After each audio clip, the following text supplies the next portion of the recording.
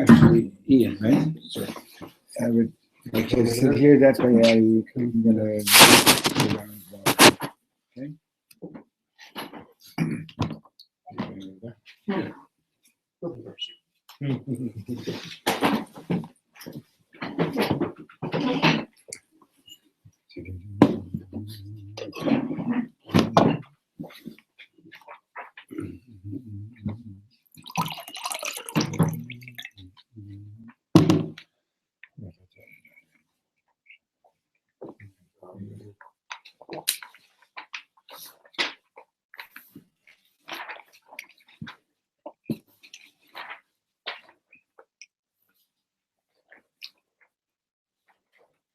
Okay, when we get to Va'yigash, it's a little bit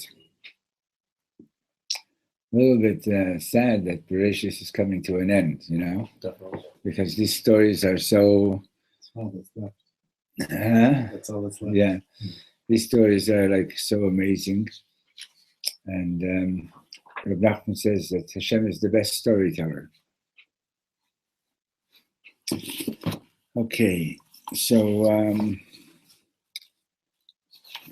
I sent out a notice about the class tonight, and I said that I will be giving over teachings from the Lubavitcher Rebbe, from the Yeshivat, from Reb Shlomo, so we'll have to do all of that. Okay?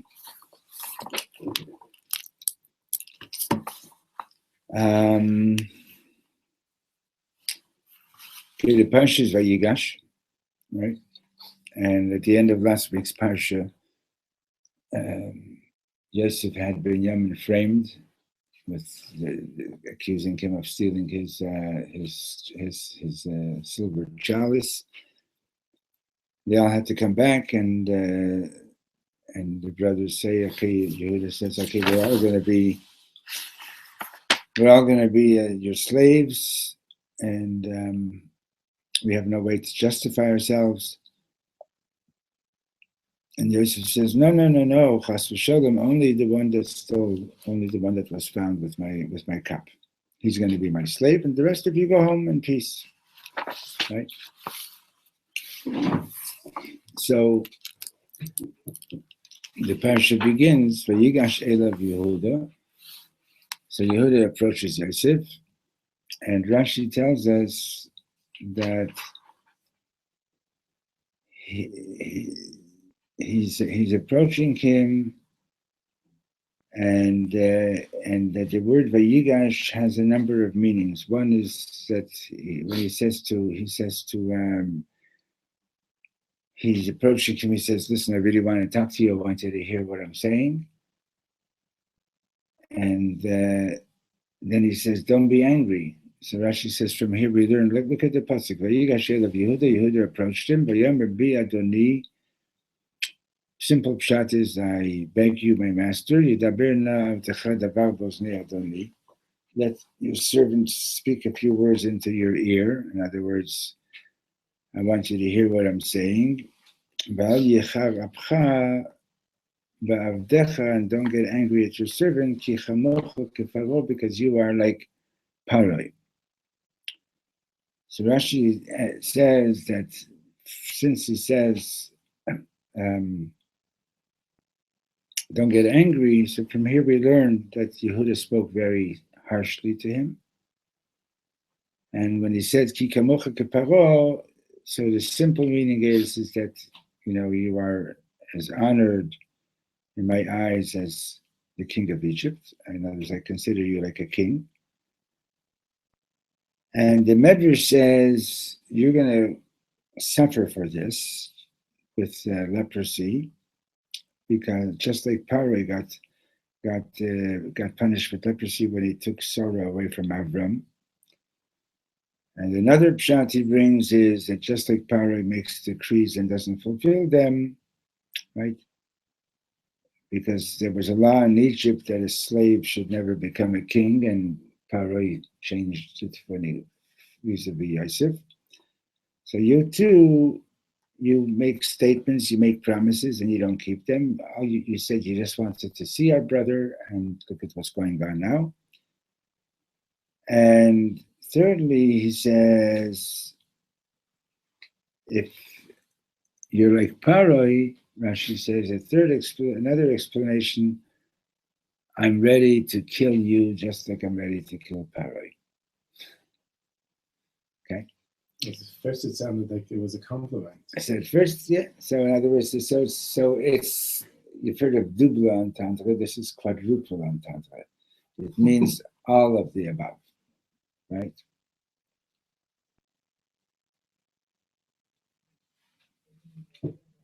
So Reb Steinsaltz, paints the picture a little bit.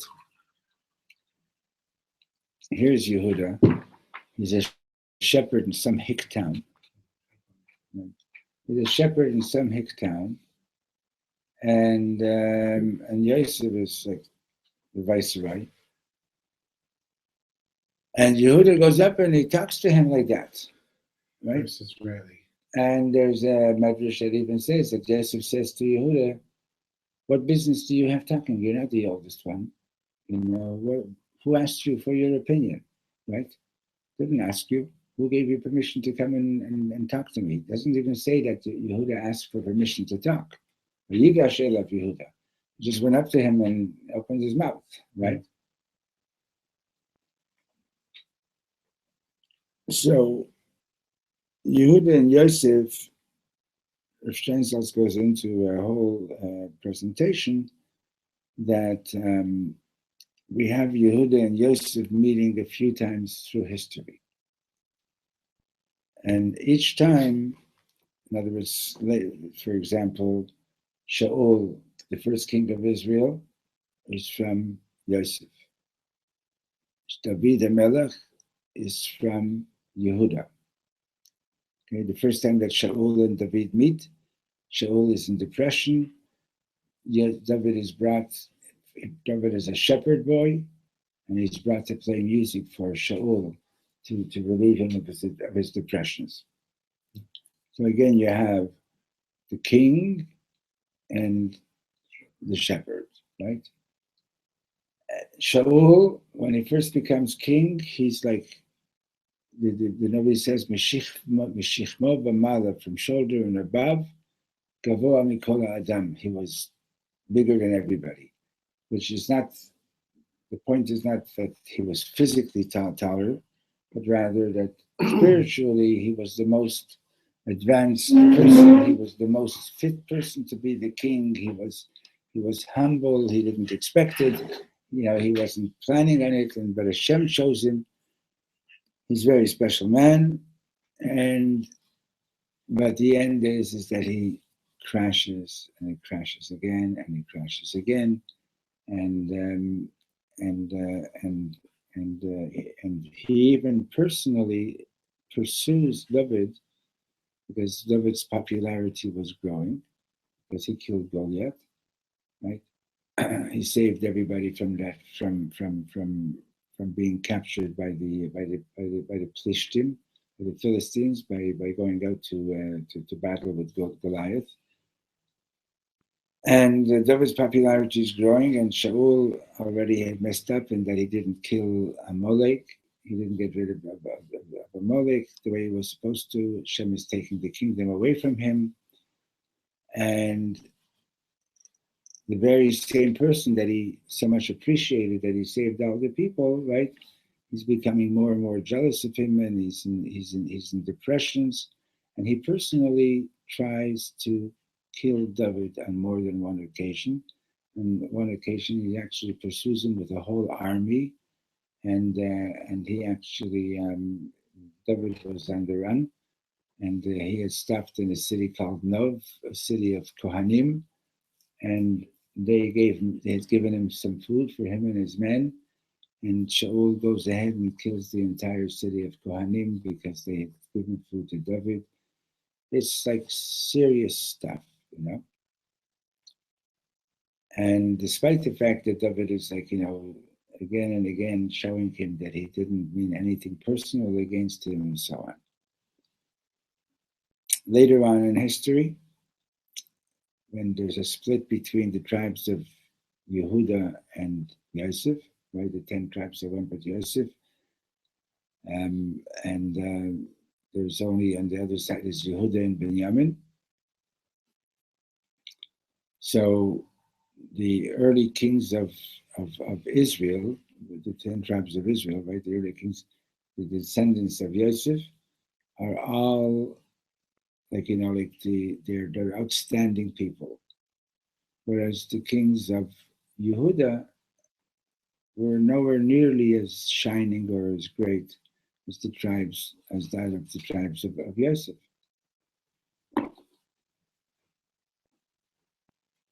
Furthermore, going back to the beginning, Yosef is Yosef HaTzadik. Yosef he's always been righteous. He withstood the test with Potiphar's wife.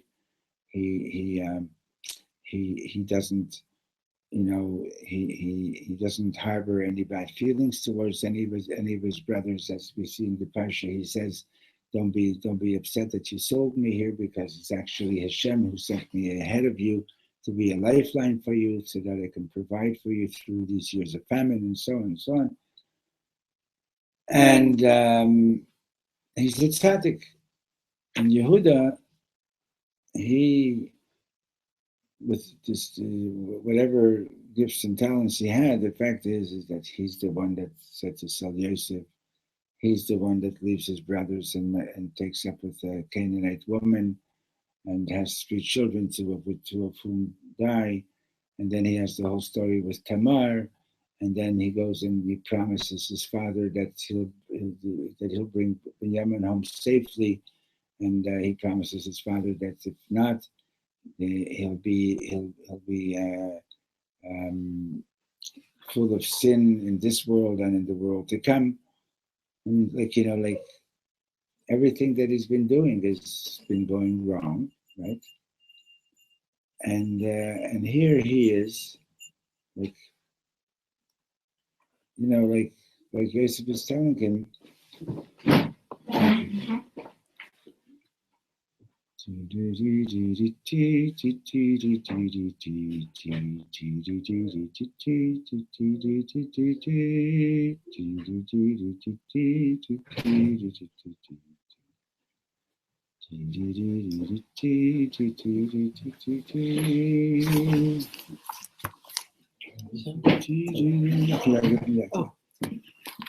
so you guys know Noach?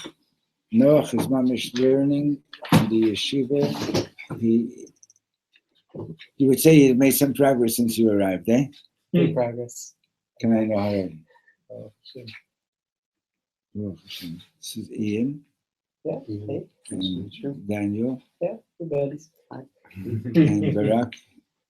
Shalom. You've met Barak too? Yeah, because I'm the Shabbos. Yeah. Well, you didn't. Means he wants to come back. Right. It's not his first time.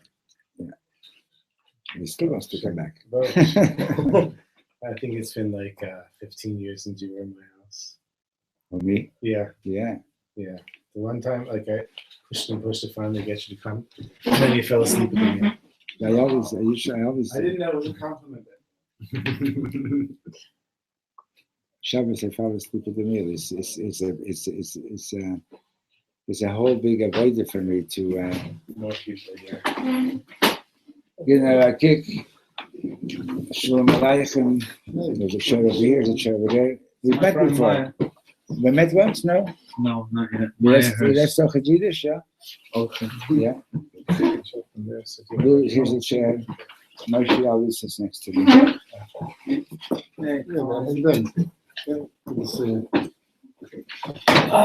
the finish, good. And can't say it in the Nachheim and open. Then the cruise go there, the second shelf. Second shelf. Yeah, oh, you know what? You see one lying flat on the right side of the shelf? It's a black one? No, one down. There, that one, yeah. But we're not reading so much from inside, but from this way, Muslim kind of is. Did you finish what you wanted to say about Corona? What? Did you finish what you wanted to say about Corona? No, where was I holding when you got to open the door? And something else, but you started. I know, but I want to know where I was holding. Where was I holding when he went to open the door? We're talking about the righteous kings of Yeah. No, versus the- yeah. So Yehuda and Yosef, right? So Yosef is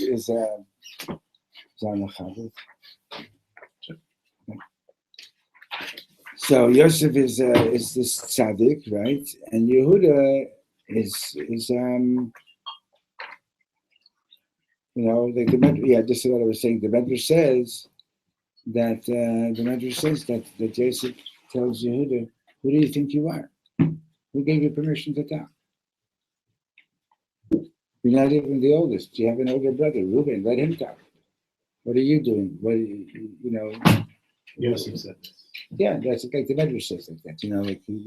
Like he's confronting him and saying, "Well, my pitom." Right? But Yehuda goes ahead anyway, right? So Yosef and Yehuda are representing the tzaddik and the Baal Tshuva. Right? Yosef is the person who has shleimut. He's got it together, right? And Yehuda is would you let your daughter marry somebody that sold his brother into slavery? Not so fast, huh? Right? And Yehuda becomes like the big star. So if turns out so Yosef has all these advantages over Yehuda. And also ultimately there's going to be Mashiach ben Yosef, who's not going to last, and Mashiach ben David is going to last. The kingdom of Judah lasts, but the kingdom of Yosef lasts 2 generations, 3 generations, maximum 4, but they never establish a continuous lineage of kings. Whereas David Melech Yisrael, Chai V'Kayim, right, the kingship of the house of David is everlasting. It's always going to be like that. As a matter of fact, one of the reasons that the Gemara says that that after the whole miracle of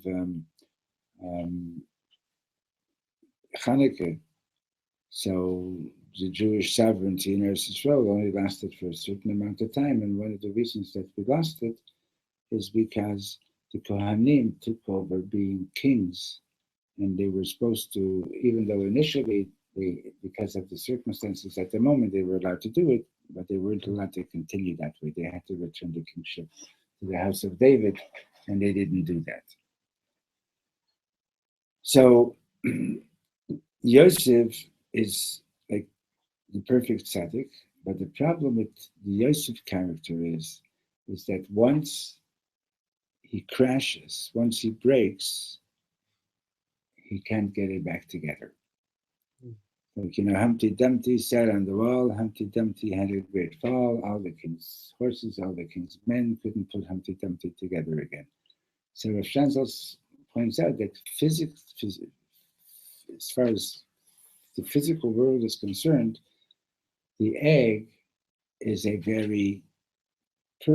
like one of the most near perfect structures of things in nature. The Gemara talks about supporting the leg of a bed, of a couch, with an egg. If you position it correctly, it actually can hold all that weight. Okay? I've read years ago about this teacher in some high school. He would to demonstrate this principle of how the perfect structure of the egg is. He would go up in a helicopter and throw eggs out of the helicopter onto the ground, and they wouldn't break, because by the time they hit the ground, they would hit the ground exactly perfectly, and it wouldn't break. But once it does crack, finito, right? You can't put it back together again. And that's the problem of the Yosef personality, the perfect guy. Shaul HaMelech starts out, he's perfect, crashes, he just goes from one crash to the next crash to the next crash. He just wants to die already. He doesn't know how to get it back together. Yehuda, despite all his mistakes and crashes, what does he do? He gets up again, crashes again, he gets up again, right? And then in Chassidus, they explain this whole speech that Yehuda is giving to Yosef. Like when he's saying Bi Adoni, he said he's actually talking to Hashem, and he's saying, Hashem, you're within me. And despite the fact that I've messed up so many times, I'm confronting you, Hashem, that there's no way that this is the end of the story. This can't be the end. I have to get up again. And it's true, I've made big mistakes, but you also had a part in this, okay? And it's not that he's saying you're guilty, but he's saying, since you obviously had some part in this, you played a role in the chain of events as they unfolded, right? So that means you're there all the time. You're there even when I fall. You're there when I crash. So I'm not accepting that my neshama should be destroyed or vanished totally. I'm just not accepting that. Yes, I messed up, but I'm not going to take it lying down. I'm not giving up. And the fact is, the Gemara says that in the place that a complete Baal Tshuva stands is higher than the place of a complete tzaddik. Right? B'mokim shebal yeshuva magin, afilu tzaddikim gemurim. B'mokim shebal yeshuva gemurim amdim, afilu tzaddik gomer einei amid. Even a complete tzaddik doesn't reach such a high place.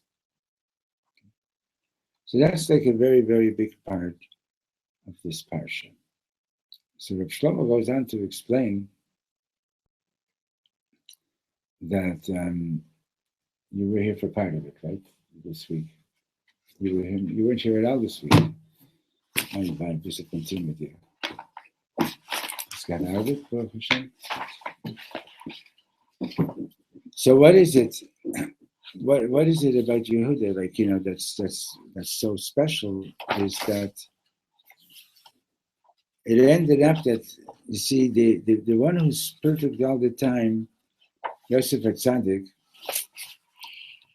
from the fact that it says Va'yigash Elav, by the way, it's from this is Zohar that says, since it says Va'yigash Elav, he approached him instead of saying Va'yigash El Yosef.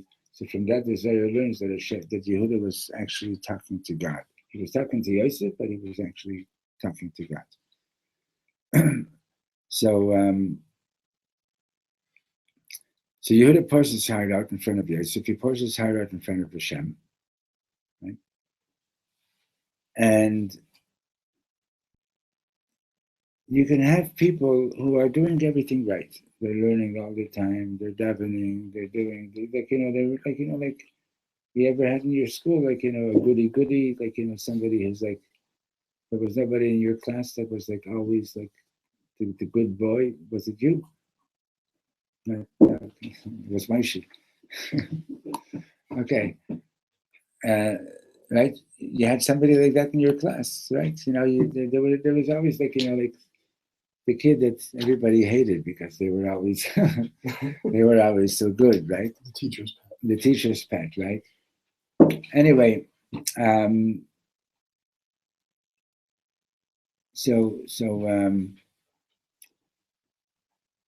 but the words of the Torah. So you can be doing everything right. It doesn't mean that the words of the Torah are, the way Reb Shlomo puts it, ripping your heart into two. In other words, that the words of the Torah are piercing your heart. But the real Baal Tshuva, right, because of all the mistakes that he made, and because he wants to so much come back, his sense of how holy and how important every word of Torah is more intense than that of the tzaddik, because he knows from life experience how true the Torah really is. He knows that.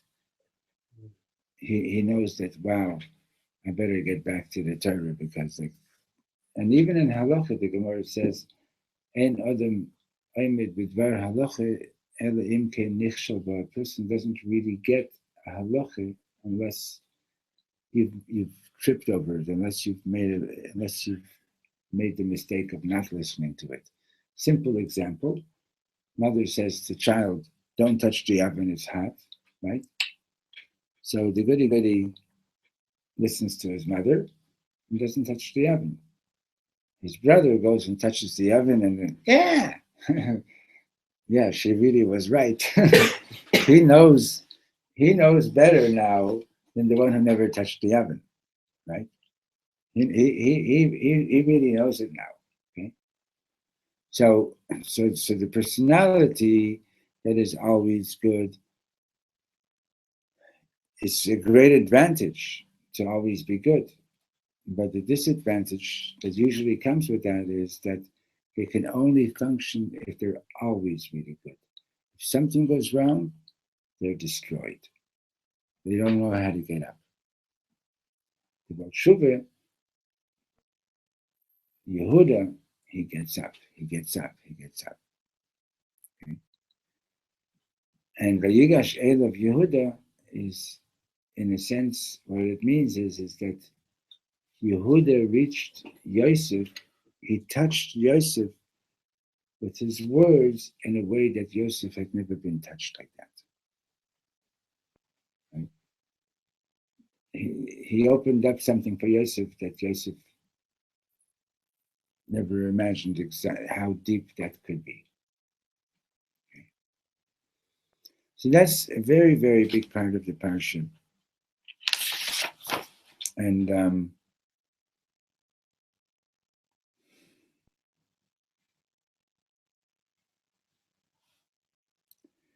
when does Yehuda when does he approach? When does Yehuda get to this really deep place? Is after he's told by Yosef, "Listen, you have nothing to say to me. You're finished." It's your problem. You messed up. This is it. Binyamin is going to be my slave. Right? And that's when Yehuda really comes alive like a lion, and he's not giving up. Okay?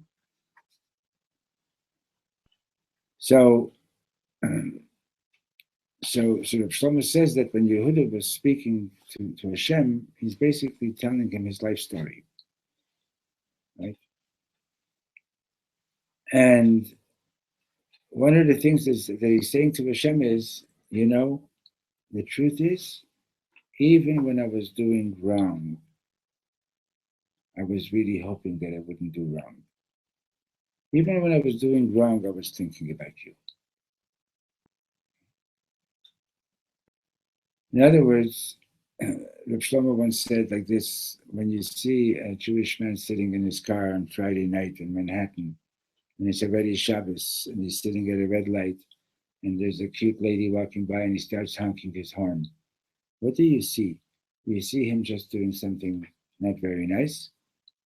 Or do you see him screaming, saying, Hashem, show me that Shabbos is really true and get me out of this mess? No. And he says, on a deeper level, he says this from the Ishbasur, it's going to be revealed in the end that all the mistakes that we made were never really complete. We were never really completely turning our back on Hashem. We were just saying, Hashem, I really want to know that it's really true. But sometimes we lose patience, and we go ahead and we do all kinds of crazy things.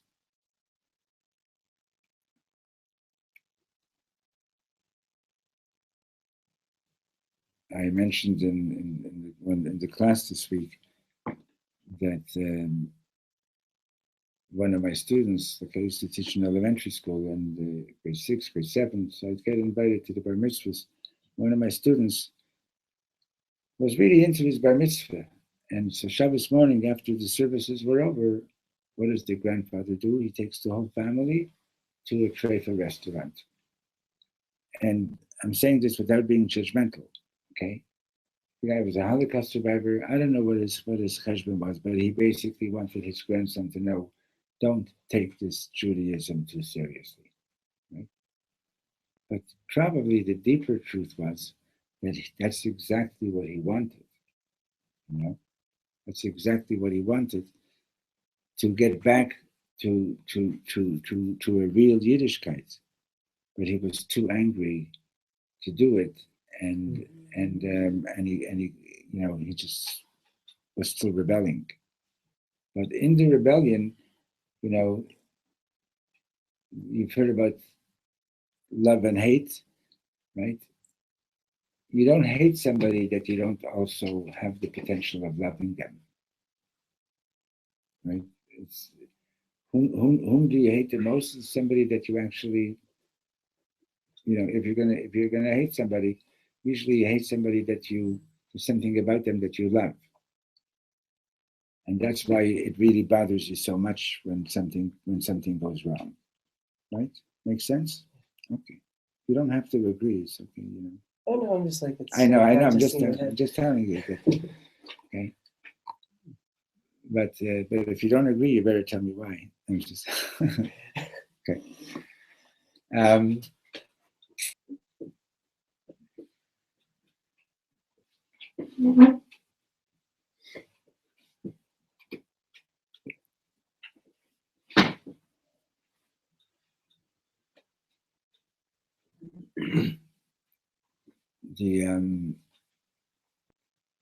There's a story that Reb Shlomo tells. It's on the Nachmu tape about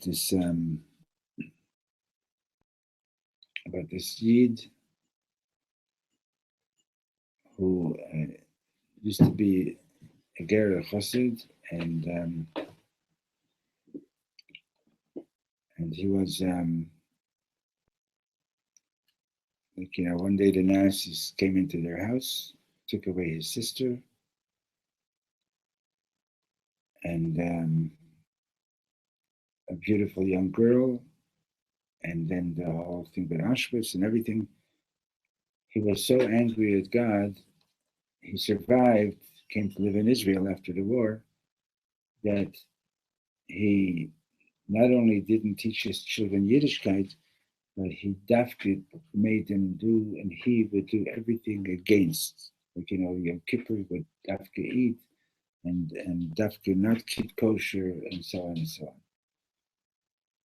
So one night, he's living in Beersheba, and it's a hot summer night, and he's going out for a walk like 12 o'clock at night, and just to cool off, and he's walking by somebody's apartment, and the window is open, and there's this man sitting there learning Gemara. And he was in the middle of learning when the Nazis, Yimach Shemam, had come into their house. And he swore then, or he said, he's never going to look into this ever again. And here he is, he's never going to look into the Gemara again. And here he is, he goes outside this man's house. Some chassid is sitting inside and learning, 12 o'clock at night. And without knowing why, he just knocked on the door. The man opened it up, said, come in. He gave him a Gemara. And he sat down and learned. And it was the same Tosfos that he was in the middle of. And the Nazi said, come in. Okay. So why did he go back in? For years, he was doing everything anti, right? Because even as he was doing everything anti, he couldn't get away from the fact that he's a Jew, couldn't get away from the fact that there's a God. If somebody just stopped believing in God, so then they wouldn't go do an anti-Yiddishkeit. They wouldn't, go specifically against. It's because there's something there and you're upset, or you just got stuck in something or whatever it is, you don't really stop being connected with it. You're still connected with it. Okay. And the fact is that every Jew is connected with it. Every Jew, before coming into this world, is given this oath of Tehit Tzadik Val Tihi Rosha. That's our starting point, right? Once somebody asked the Lubavitcher Rebbe if Hashem wanted me to be a religious Jew, so why was I born into a family that's totally not religious? So the Rebbe answered him or her that the truth is that's not your starting point. You started out with the oath that you're supposed to be a tzaddik. Why Hashem had you born in such and such a family, and this one in a different family, and so on? That's God's calculations. That's God's reasons. But that doesn't mean that because you were born in such and such a family that you're free from that oath of Tehit Tzaddik to be a righteous person. Okay? So the whole thing with Yehuda and Yosef is like it's about us, and like Reb Nachman says, every story in the Torah is about us. And when you're learning the Parsha, you got to think about, okay, so who am I? Am I Reuven? Am I Yehuda, who did everything wrong? Am I Yosef? Where am I at this point in my life? Where am I in the story this year? Okay? And what do I need to do to make it to move ahead in the way we're supposed to? So now I just want to show you one more thing in the Parsha when we have time. If you can go to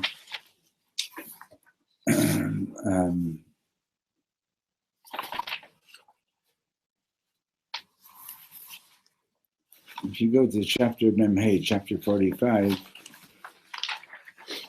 verse 7, Pasuk Zayin.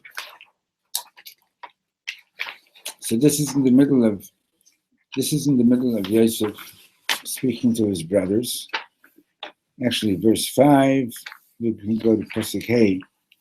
we'll read a couple of verses. Everybody found it? Yeah? So he says, Vatu alti yotzvu, he says, the previous verse he says to them, Ani Yosef achicha asher bacharta moisi Mitzrayim, I'm Yosef, your brother that you sold down to here to Egypt. And he says, Vatu alti yotzvu, don't be sad, Val dicha beinechem, don't be upset. Ki bacharta oti hena, that you sold me down to here. Why not? Ki lemichya shlochani elokim lefnechem. Because the truth is that it was all a setup, it was all planned by God, that Hashem sent me ahead to be a lifeline for all of you. There's still another 2 years of hunger in the land. It's only 2 years of the famine have passed by. And there's going to be another 5 years that you can't plow and harvest. And God sent me ahead of you to prepare for you a place of rescue in the land, to provide you with life, with food, so that you can all be saved from the famine. So the question is, at what point did Joseph realize that Hashem was sending him to be a lifeline for his family? Right? We've spoken about this many times. So once it manifested, it's just obvious, right? Once, like if you're looking back and you say, wow, my brothers sold me down to Egypt into slavery, and I've become the viceroy, and now there's this famine, and I get to save my family, right? Obviously, Hashem wanted me to be here so that I could save my family, right? Okay, very, very intelligent. You're looking back, like those of you who ever read Mad Magazine, so they used to have these quotes from Alfred E. Newman. You used to read Mad Magazine? A little bit. Alfred E. Newman, you know who that is? Okay. So there's a quote there on one of the issues that he says, when it comes to hindsight, everybody has 20/20 vision. But the truth is, even when it comes to hindsight, not everybody has 20/20 vision. But the doesn't mean that you're not going to make the same mistakes, right? But in hindsight, obviously, Hashem put me here so that I could save my family in the famine, right? But I believe that the truth is that Yosef believed that Hashem was sending him to be a lifeline for his family, even when they threw him into the pit. Even when they, How could he know that? he believed it, I said. Maybe couldn't you believe that everything Hashem does is for the good, but you wouldn't know the exact details? No, of the outcome? but for the good means that you're going to He be didn't even know he was going to be sold to Egypt. he doesn't know the details. He doesn't know the details. But he believed that whatever he was going through is for the good. Okay. Okay. The michya, right, is by living that way, then you become a life inspiration for others, whether you're saving them physically by providing food, or whether you're saving them spiritually. But whatever you're going through, whatever hardship that you're going through, you have to know that Hashem is not putting you through this to knock you out, but it's a preparation so that you should be able to one day save somebody else's life. Okay. And so if while you're going through the crisis, you're hurt and you're angry and you don't believe that it's all for the good, then then in all likelihood you're just going to keep on. Things are going to keep on getting worse, and you're going to crash again and again and again. Yosef was tested not just by what his brothers did to him, but it was tested by Eshet Potiphar, by Madame Potiphar, right? Now, you can imagine, I gave you this example a couple of weeks ago. You see this Jew sitting in a trefa restaurant on Yom Kippur eating pork, right? And you go over to this man and you say, do you realize that it's Yom Kippur today? So he says, of course I realize it's Yom Kippur, I'm a Jew. You realize that you're eating something that a Jew's not supposed to eat? So he says, yeah, I ordered it, right? And, you realize it's Yom Kippur? He says, of course, what do you think, I'm a boy? Okay. So, well, what are you doing? Oh, you want to talk to me about religion? I got 10 brothers, they're rabbis. Let me tell you what they did. Right? And it tells them the whole story, how they sold him, they wanted to kill him, they sold him instead. You want to talk to me about religion? What are you going to say to the guy? You're going to say, oh, I'm so sorry, I understand you. Enjoy your chazer. Right? And if he would have felt that way, if Yosef would have felt that way, it's very unlikely that he would have withstood the test of Madame Potiphar. He would have said, to hell with the whole thing. And it's because he believed already right from the beginning that he had the koyach, that he had the strength to go through that test with Madame Potiphar. And because he believed that, he had the strength to save his whole family. Because if he wouldn't have believed that, right from the start, so his brothers show up. Okay, so maybe he would go and rescue his father, and he would tell the rest of them, get lost. Right? Who knows what he would have done? So it's an important lesson to know that, and it's not easy.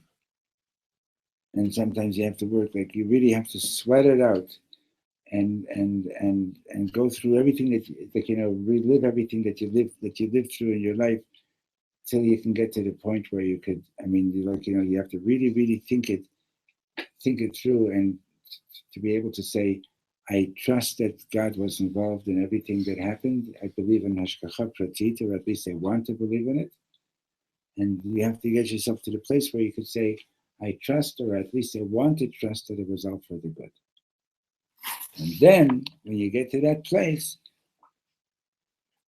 your life will start proceeding in a much more beautiful, positive way. So mitzias. Okay. But so long as I'm rejecting it and saying, I don't accept that such and such a thing happened to me, and so on and so on. Well, it happened. It happened. You can't change what happened. The only thing you can change is, how am I going to live with this from now on? Okay. There are plenty of people that if they go into depressions and they have good reasons for being depressed. My teacher took my peanut butter and jam sandwich away. They didn't let me go out to recess. My teacher smashed a chair over my head. This one abused me, that one abused me. And they're all true, right? But so long as I'm going to continue seeing myself as the victim, and that's why I'm depressed, well, what I'm basically saying is, I've been destroyed. Please don't have any expectations of me. I'm patur. You can't expect anything from me. I'm chas v'sholom depressed. I'm a wounded person. My self-confidence was destroyed, etc., etc. Right? Okay, so you're 20 years old, you're 30 years old, you're 40 years old. You want to live the rest of your life like a victim? Mm. You want to walk around like saying, I'm forever imprisoned in this way of life? Chas v'sholom, you don't want to do that. You don't want to do that. So a big part of getting out of that is to really work through, do I believe in hashgacha pratit? Do I believe that Hashem is involved in everything that happens in life? That nothing can happen unless Hashem allows it to happen. And if you can get to the place where you can say, at least I want to believe that, then you confront the question of, well, if that's the case, Hashem, why did you let this person do this to me? I was just a kid. Okay? And you can ask that. And then you need to ask yourself, well, do I believe that everything that Hashem does is for the good? And that's one of the things that we have to work out, is to get ourselves to a place where we can say,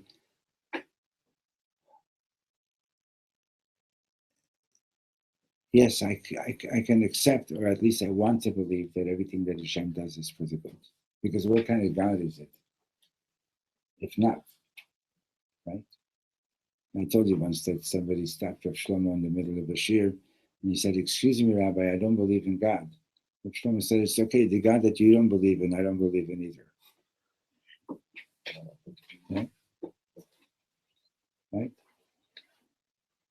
And if somebody says, "I don't believe in a God that can let such terrible things happen," I also don't believe in a God that can let such terrible things happen. I don't believe that Hashem is malicious and vicious and so on. What about all those verses in the Torah where it speaks about Kael, Kana, a jealous God, and so on? That's language by which Hashem is letting us know how much He cares about the relationship. It's not about that God is jealous of whom. A Yid bowed down to some idol is jealous of the idol. He's not jealous of the idol. It's a piece of stone. It exists only because God is giving it existence. What's He jealous of? He's acting jealously because He cares about the relationship. So He's acting jealously so that we should know how much He cares about the relationship. It's not that we can hurt God. We can't hurt God. You can't hurt God by eating, tomato, lettuce, and bacon. What do you call it? BLT, bacon, lettuce, and tomato sandwich on Yom Kippur. You can't hurt God by doing that, right? But when Hashem speaks in that language, Hashem is saying, we have a relationship. I care about our relationship. I heard Manis Friedman on a couple of weeks ago. I just happened to be listening. I rarely do this, but I was listening to him a little bit on YouTube. So he tells the story about this. He has this seminary for women. And a lot of women have become Balei Tshuva through Balot Tshuva over there. So this woman decided that she's going to keep kosher, and her husband was like a real truck driver. Do you know truck drivers? What kind of personality they are? It's a whole personality. Is Kamen Shkavin a truck driver? Huh? No. It's like a cult, like they're a certain personality. Next time you're driving there from Montreal to New York, stop at one of those truck stops. You'll see what I mean. My father. Huh? My father wants to become one. He wants to become a truck driver? He lost trucks. It's like power. It's an He 18-wheeler. lost the cult of the He lost the cult of the truck drivers. And this truck driver, this Jewish truck driver she's married to, comes running to Reb Friedman. He says, "What's this business about you telling my wife to keep kosher? Why should I keep kosher?" So he told him, "Because you're a Jew. Goyim eat treif and Jews eat kosher." And I said, "Oh, okay." That was all he needed to hear, because you're a Jew. In other words, he needed just to know that you have a relationship with Hashem. You understand? You're in a relationship with Hashem. That's what we do. That's what Hashem wants. So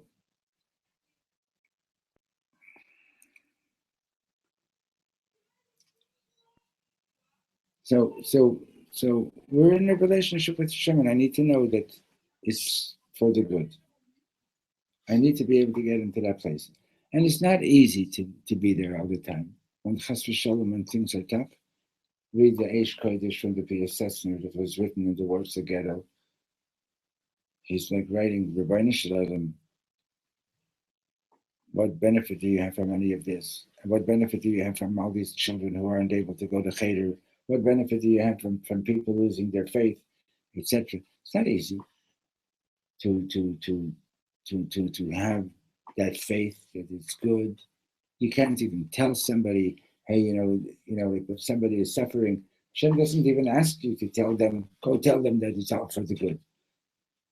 Right? One of the lessons that we learned from Avraham Avinu is that the difference between Avraham Avinu and Noach is that Hashem doesn't want you to be his lawyer.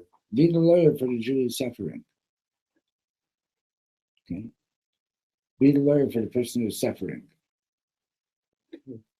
Okay? Help them. Hashem will take care of himself. Don't be religious on somebody else's back, so to speak. In other words, don't look down at them. Don't think, oh, I'm okay because I guess I deserve it, and they're not because they don't deserve it. Chas v'Sholom. That's a tough one. Yes, it is a tough one. That's the one, like, the debate that the Yetzer Hara hits you with when you're about tshuva.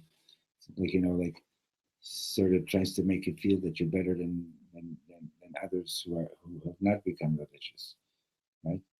And once heard Reb Meir speaking about this, and he says, when you find yourself when the Baal Tshuva finds himself looking down at other people, he should know, or not even anybody, when you're looking down at another Yid and you think that you're better than them, you know what your problem is that you are not growing. You are not developing anymore. So you're making yourself feel okay by how you know that you're not doing anything more. You reached a place where you're just barely staying at a certain level. At least you think that you're staying there. So, but you know that you're supposed to keep on doing more, and you're supposed to grow more, and so on. But you're not. So you make yourself feel okay. How? By saying, well, I'm better than that guy. Right? Well, that's poison. That's spiritual poison. Right? You're not happy. You know why you're not happy? Because you're not growing anymore. Because you're not alive. You become like a robot. But you're not facing that. You're more like the perfect one who crashed and doesn't know and isn't getting it back together, rather than being like Yehuda, who says, yes, I've done a lot of things that are wrong, and I'm going now, and I'm going to talk to you, Yosef, the perfect tzaddik, the viceroy, and you might kill me for what I'm going to say to you. I don't care. I'll fight you to death. I'm not giving up. So that's what we need to do. We need to say, regardless of how tough the situation might be, I'm responsible. And I'm responsible for what I'm going to do from now on. I'm responsible for what I did before. I can blame this one, I can blame that one, I can blame that one. But just blaming all the time is not getting anywhere. So I can give you 100 reasons why I'm not as good as I should be. Thank you very much. But in the meantime, I'm losing out because I'm not as good as I should be. So what good does it do me that I can give myself excuses? Right? So I have excuses. So I don't feel so guilty. But still, I'm not accomplishing what I really need to be accomplishing. Right? So Yehuda's lesson to all of us is don't give up. Don't give up. Just don't give up. There's a story that Reb Shlomo tells about, I think it was Rabbi Zalman Meltzer was the one who was the Rosh Yeshiva of the Evolutionary Yeshiva in Europe, one of the biggest yeshivas. And one day this water carrier, Rabbi Yankel, who didn't even really know the Aleph Beis very well, and he was conscripted into the Tsar's army. So he comes to this big Rosh Yeshiva. He says, "I want you to teach me Torah." He says, "Why?" He says, "Because I heard that if you accept the yoke of Torah, then you're released from the yoke of the government." So Mishnah and Pirkei Avos. So I want you to teach me Torah. So here's this big Rosh Yeshiva, like if you need, for example, like the top professor at Harvard, Lahavdil, okay, and somebody comes to him and says, "Hey, I want you to teach me how to read," So he sort of pushed him off a little bit, and he said, "Come back in a few months."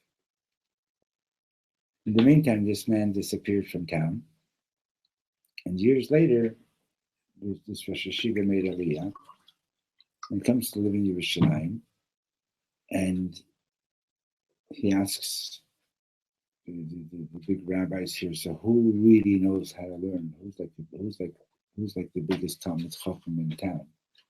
And they tell him, "Oh, there's this Yid, Rabbi Yankel." So he says, "I want to go see him."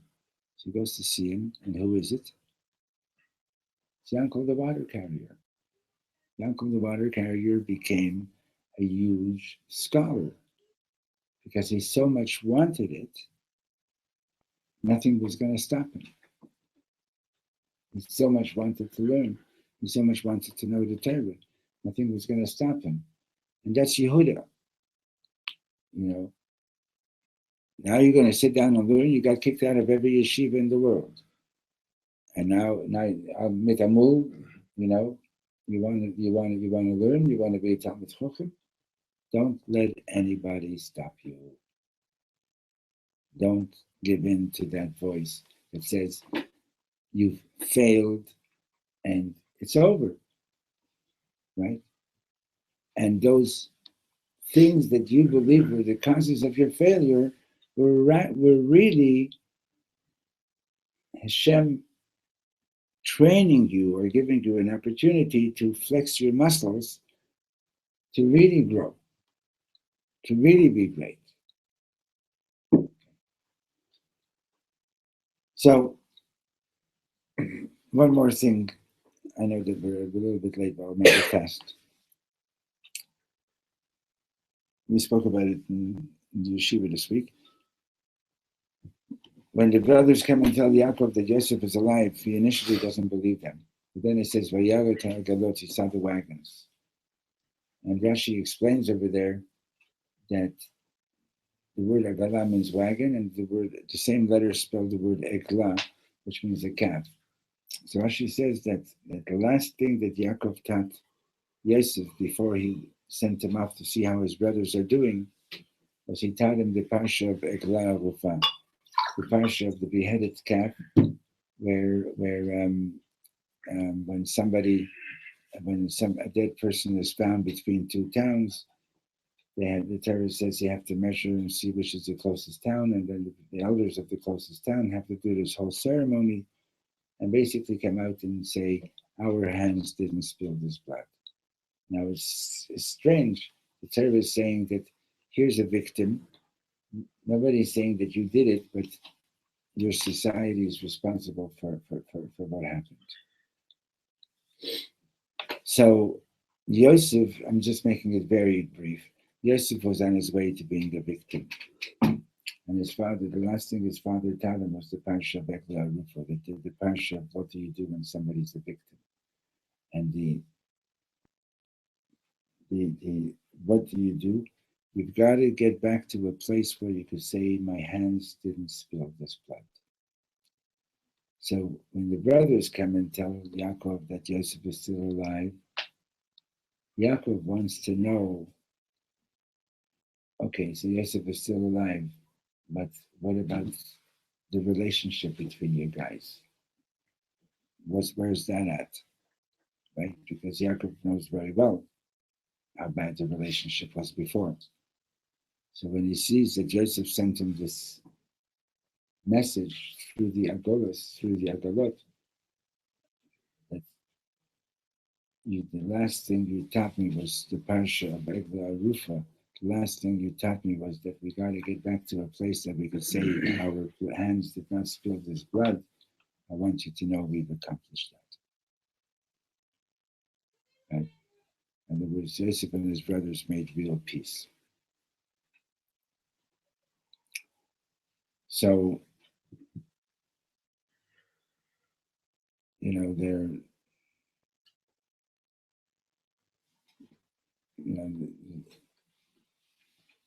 unfortunately, people hurt each other,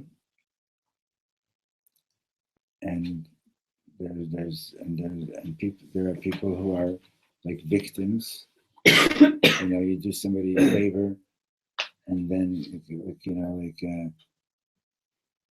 I have a friend who lent somebody a lot of money to invest in his business, and it's already 15 years he hasn't seen a penny of it back, and he has to go to court and this and that, and he's a victim of circumstances, right? But a Jew has to know somehow, one way or other, it's kila michya, and that we got to get back to a place where we can all become one again and say, Yadenu l'shavchu sadam hazeh, the hands that we have now are no longer the same hands that I had when I hurt somebody. We've done our tshuva. So, how long ago was Hanukkah? Like it's only Seems yesterday. like 4 days ago it's been. Huh? It Seems like last year. It seems like last year, right? How long ago was Hanukkah by you? 3-4 days. I know on the calendar, but how does it in the field that was just 3-4 days ago? No, a week ago. A week ago. It's not even a week yet. It was Master Shabbos for Hanukkah, right? And Baruch Hashem, this young man feels like it was yesterday. You got to keep the light shining. That's the point. You got to keep the light shining. The light that was above your head in your mother's womb. The light that you did on Hanukkah. We got to keep that shining. And Reb Shlomo used to say, "Bless me, and I bless you back." That we should keep that light shining. Amen. Have a good Shabbos. It's very likely that we're going to have Shalashidas. I don't know yet for sure, but so Mayor, you're here on a visit.